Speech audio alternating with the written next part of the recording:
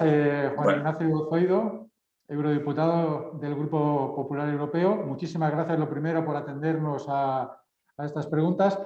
Estamos haciendo una serie de entrevistas hablando sobre el Brexit y el impacto que está teniendo lo que es sobre el sector agroalimentario español. Entonces, la primera pregunta que queríamos lanzarles, ¿cómo son los principales cambios que introduce el acuerdo firmado el pasado 24 de diciembre entre la Unión Europea y el Reino Unido? bueno, pues la clave del acuerdo del 24 de diciembre es que fuimos capaces de eliminar una gran incertidumbre que se cernía sobre todo el sector agroalimentario. Alejarnos de ese escenario de incertidumbre que nos temíamos si no se alcanzaba ningún acuerdo entre las partes, y yo creo que era importante.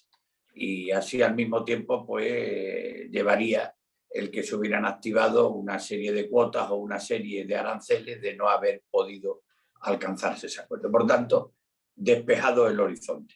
Ahora bien, ni los exportadores europeos, ni tampoco los productores británicos, ni los consumidores de un lado y otro del canal estaban dispuestos a aceptar un incremento artificial de coste y de los precios de los productos por motivos políticos. De ahí que yo creo que fuera una muy buena noticia que finalmente prevaleciera el sentido común. Ahora bien, esto no quiere decir que la relación comercial entre europeos y británicos sea la misma que existía antes del Brexit, porque puede que no tengamos ahora mismo barreras arancelarias, es cierto, pero sí es verdad que se han creado una serie de barreras burocráticas con más controles, más formularios que hay que rellenar y más limitaciones a las exportaciones. Ya vimos cómo hace unos meses eran kilométricas las colas de camiones que estaban en el Reino Unido esperando todas las aprobaciones burocráticas para poder entrar, y con la denuncia de los transportistas de todos y cada uno de los países de la Unión Europea, diciéndole que nadie les hacía caso, que aquello no estaba preparado, que no había áreas de descanso y que tardaban mucho en despachar las mercancías de los distintos camiones. Ahora mismo ya la situación no está resultando tan dramática, es cierto, pero también es cierto que los exportadores y los operadores siguen todavía encontrando y sufriendo una falta de claridad por parte del gobierno británico. Y en mi opinión, toda inseguridad jurídica y administrativa conlleva una serie de costes económicos adicionales que no deberían de asumir las empresas europeas, porque ya se están planteando tener que contratar a personas allí para que se encarguen de rellenar y de agilizar y facilitar todos los temas burocráticos, o tener que contratar determinados despachos de allí. Por tanto, ese es uno de los temas a resolver, porque no se le pueden incorporar más costes añadidos a los productores europeos. ¿Cuál es la importancia del mercado del Reino Unido para España? Bueno, para España, el Reino Unido es uno de los mercados claves para el sector agroalimentario europeo, pero muy especialmente para España. Los británicos dependen además de las exportaciones para la mayoría de los productos que ellos consumen. Ellos solo cubren el 45% de la demanda que tienen con su producción nacional. Eso demuestra la importancia que tiene para ellos la exportación, y que la exportación pueda ser ágil y que además pueda ser con alimentos de calidad, con la máxima seguridad y al mismo tiempo agilidad, como antes os comentaba. La cercanía que tiene Europa con el Reino Unido, así como la tradición de venir consumiendo productos europeos como consecuencia de las relaciones de las últimas décadas, lo han convertido al Reino Unido como uno de nuestros principales importadores. Y podría dar unas cifras concretas de la importancia de determinados productos. Por ejemplo, para frutas y hortalizas representa en torno a un 28% de nuestras exportaciones agroalimentarias al Reino Unido. En particular, los productos más destacados en la exportación son los frutos rojos, los kiwis y kakis. Le sigue en valor de las exportaciones, total de las exportaciones, el vino y el mosto, que representa cerca de un 11%. Y el tercer lugar lo ocupa otro producto, que es señero español, como es el aceite de oliva, que representa del montante total de las exportaciones españolas al Reino Unido el 5%. Todo esto supone el 8% sobre el total de las exportaciones agroalimentarias españolas, con un valor que asciende aproximadamente a los 4.000 millones de euros. De ahí la importancia que tiene para el sector agroalimentario europeo el mercado del Reino Unido. Perdón, español, para el Reino Unido. Muy bien. ¿Cuál fue la reacción a la firma del acuerdo desde el Europarlamento? Pues la reacción fue de tranquilidad, porque la intransigencia con la que el señor Boris Johnson había llevado a cabo sobre todo la última fase del proceso de negociación del Brexit nos había hecho a nosotros prepararnos para lo peor. Estábamos preparados para abordar cualquier situación, por mala que hubiera sido, y por tanto fue una buena noticia que se lograse evitar al final del proceso. Sin embargo, yo creo que tampoco debemos minusvalorar el impacto del Brexit. Tenemos que ser realistas. El Brexit, lo he venido comentando a lo largo de los últimos años, desde que se empezó a hablar del Brexit, que el Brexit podíamos catalogarlo como el gran fracaso colectivo.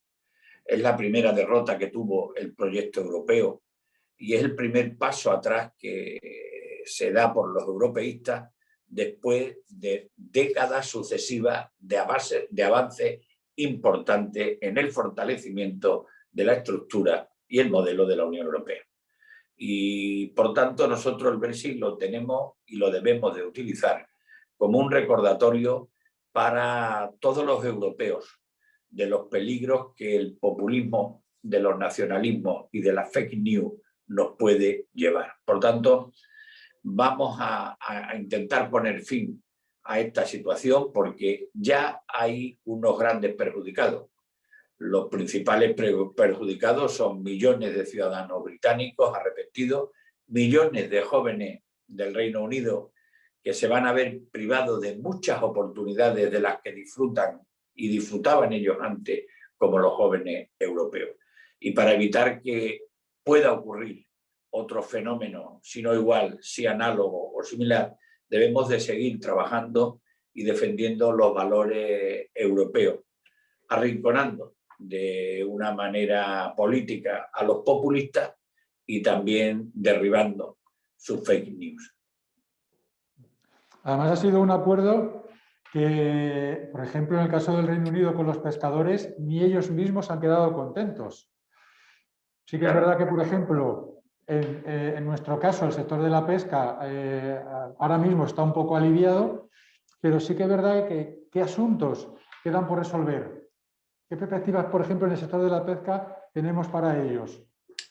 Bueno, en el sector de la pesca, yo creo que como sucedió con el sector agrícola, se respiró con alivio, porque si el sector agrícola lo habían utilizado en parte como bandera, el escenario que se preveía para la pesca era un escenario catastrófico, porque suponía prácticamente esa postura maximalista que estaba tomando Boris Johnson, expulsar a todos los pescadores europeos de las aguas, ¿no? Y eso también lo hemos logrado por lo menos evitar. El tema de la pesca para el Brexit, que había promovido en los últimos meses ya y liderado Boris Johnson, lo había politizado muchísimo. Y esa era la gran preocupación que teníamos los parlamentarios europeos, porque lo había convertido ya como una cuestión nacionalista y de ahí nuestra grave preocupación. Y yo cito muchas veces una afirmación que hizo uno de los diputados del partido de Boris Johnson al afirmar de una manera muy frívola que los peces serían más felices con el Brexit. Y le preguntaron, ¿por qué? Y dice, porque serán británicos. Eso demuestra la frivolidad con la que estaban tratando no solo al sector de la pesca del Reino Unido, sino también a un sector potente, moderno, de la pesca en España y en Europa también. Por ejemplo, en Escocia, en la gran región pesquera del Reino Unido, camiones cargados de productos del mar han tenido que ser destruidos. Y la industria se dice que está perdiendo 1 millón de libras diarias. Esto es una cifra muy importante. Por otro lado, en España, el sector estima que los graves perjuicios a corto plazo pueden ser de hasta casi 55 millones de euros y 4.318 toneladas de las principales especies. Y si eso es a corto plazo, a partir del año 2026 hay una gran inestabilidad. A todo esto también tendríamos que sumar las posibilidades de captura reducida, que también tendríamos que contemplarla para la flota española que trabajan en el caladero británico, porque unas 3.455 toneladas menos que el 2020, sobre todo en productos en los que España y su industria pesquera estaba muy especializada, como es la merluza, el gallo, el rape o el bacalao. De ahí que eso también sea para nosotros algo que tenemos ahí pendiente. Y yo creo que, sinceramente, con independencia de la negociación del acuerdo europeo del Brexit, la deficiente labor de negociación del gobierno de Sánchez Iglesias ha dejado, me atrevería a decir, vendido al sector pesquero en un momento crítico a raíz de la pandemia. No era el momento de dejarlo, sino de haber tenido ayudas importantes para ese sector.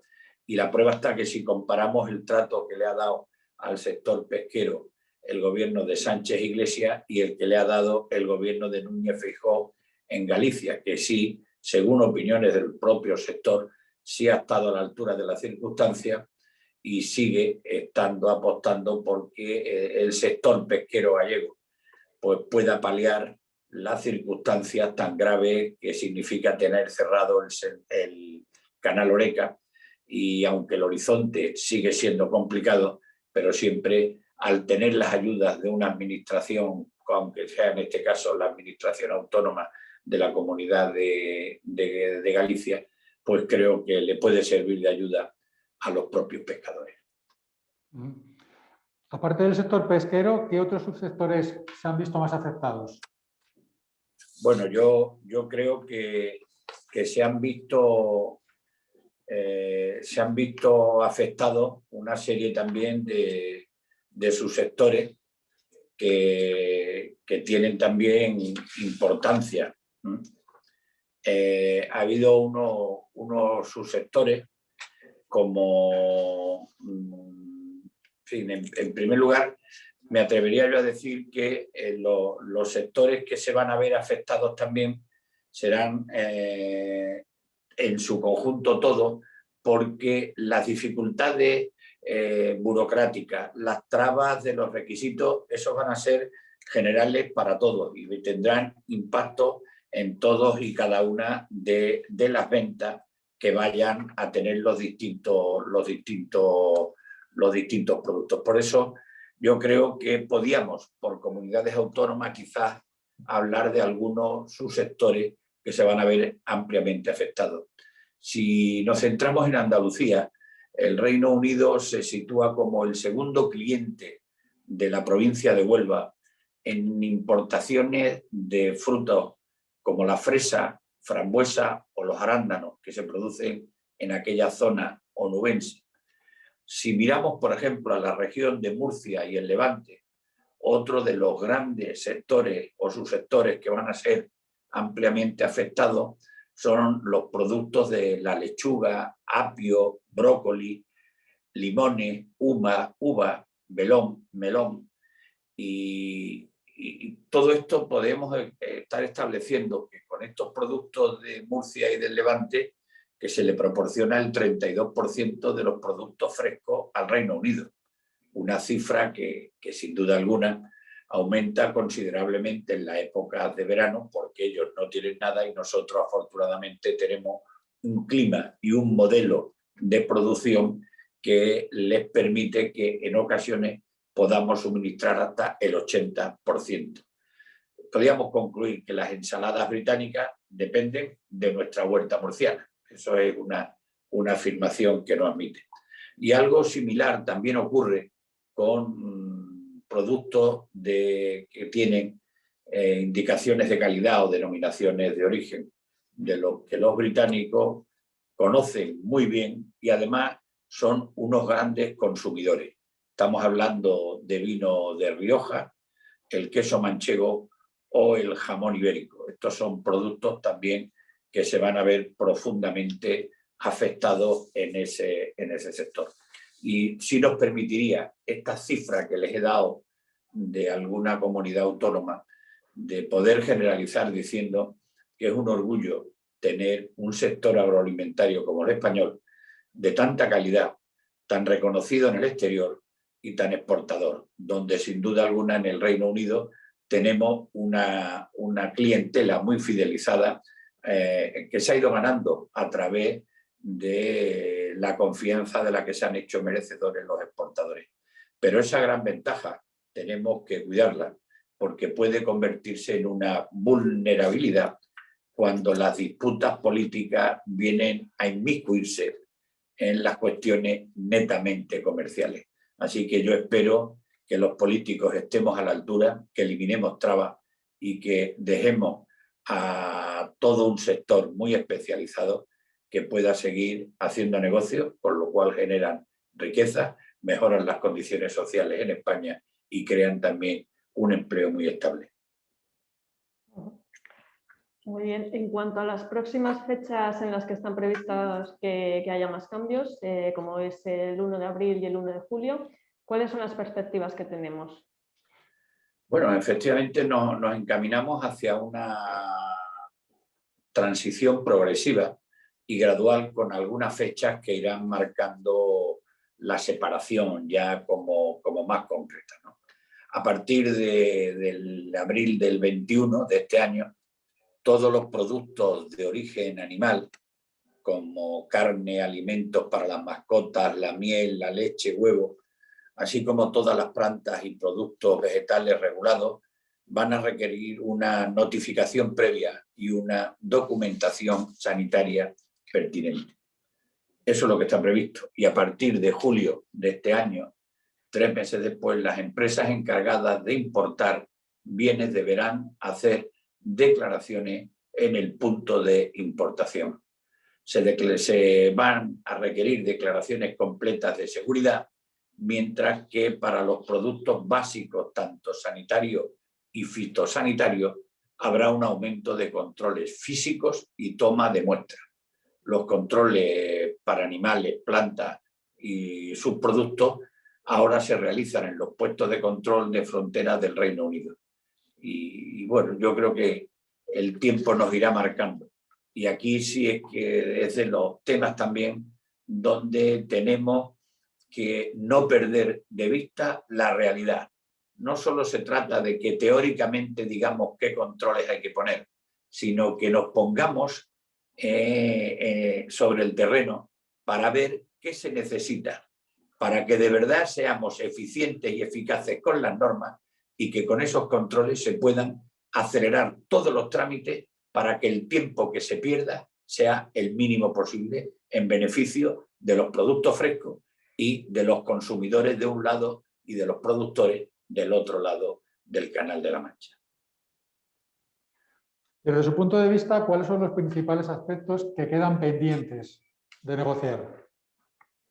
Bueno, yo creo que queda pendiente de negociar la eliminación de las trabas burocráticas, que es algo que nos preocupa muchísimo, a mí especialmente, y que espero que puedan desaparecer dentro de los próximos años.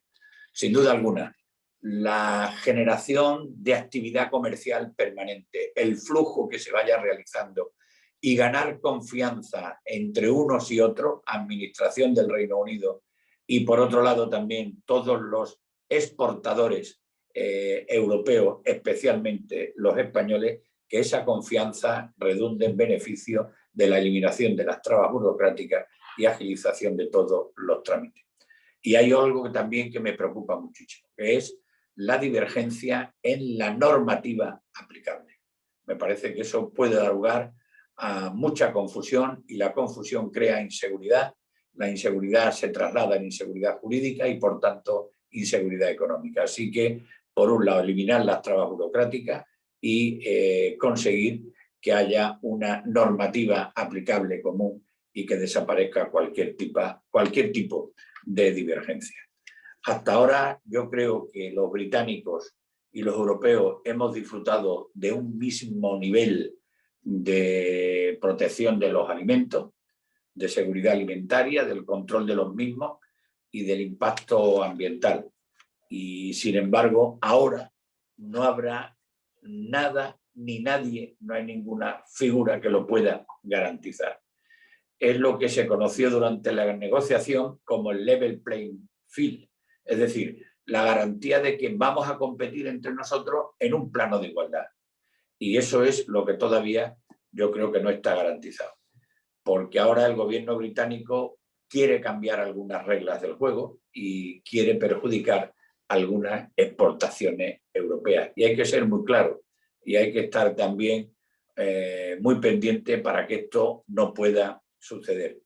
Perjudicarlas, por ejemplo, voy a citar algunos casos, con una subida del impuesto sobre el valor añadido para sectores como el vino, o también un futuro impuesto sobre el alcohol, que no reconozca el vino de manera singular, como si se hace en Europa, que no tiene ese impuesto al alcohol. Además, tampoco queda garantizado a futuro el sistema de indicaciones geográficas protegidas o denominaciones de origen, que por ejemplo para España es tan importante. Tenemos nosotros protegidos muchísimos productos y eso lo tenemos a lo largo y ancho de toda nuestra geografía y de muchísimos sectores. Pongo por ejemplo un ejemplo. El sector del vino de Jerez está muy protegido y sin duda alguna es una denominación de origen que está consolidada y que en el Reino Unido no podrán hacer nada que vulnere toda esa protección. Ni podrán hacer el vino, ni ponerle etiqueta, ni tampoco el nombre, porque ya existe y lo tienen que respetar. Ahora bien, cuando se vayan a crear en España nuevas denominaciones de origen, que las seguimos creando, o indicaciones geográficas protegidas, estas no van a quedar automáticamente protegidas en el Reino Unido. Entonces, eso sí me preocupa porque podrá haber ahí un desencuentro desde el punto de vista normativo. Pongo un ejemplo. Sé que ahora mismo en la provincia de Huelva se está buscando y pretendiendo tener la indicación de coquina de Huelva como un producto protegido. Bueno, pues ese no quedaría recogido inmediatamente en el Reino Unido en el supuesto de que aquí se le concediera esa denominación y por tanto también protección. Yo creo que seguir y hacer seguimiento de las nuevas normativas y el respeto que el Reino Unido debe tener, yo creo que debe ser una base fundamental del trabajo que tenemos que hacer en el Parlamento Europeo para defender, como tenemos que hacer, porque es nuestra obligación, la sanidad de los productos europeos, pero al mismo tiempo que puedan competir en condiciones de igualdad con el Reino Unido. Así que ahí estaremos pendientes para que la normativa se pueda aplicar, que sea una normativa común, que se eliminen las trabas y que consigamos que el comercio sea lo más fluido posible.